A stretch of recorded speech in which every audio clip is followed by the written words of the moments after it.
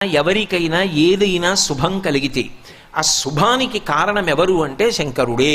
నేను చెప్పట్లేదు ఈ మాట, శాస్త్రములు చెప్పాయి. శుభములన్నీ కుప్పలు తెప్పలుగా ఆయన పాదముల దగ్గర పడి ఉంటాయిట.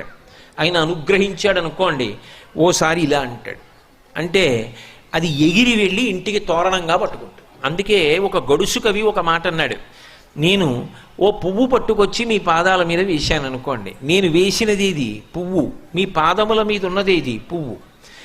నేను ఒక పువ్వు పట్టుకెళ్ళి మల్లికార్జున లింగం మీద వేశాను అనుకోండి, పరమ ప్రేమతో వేశాను అనుకోండి, ఆ పువ్వు ఓ ఏడాది తర్వాత నా ఇంటి మనవడు.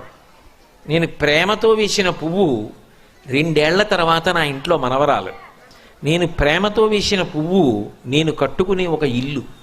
నేను వేసిన పువ్వు నాలో కలిగేటటువంటి భక్తి.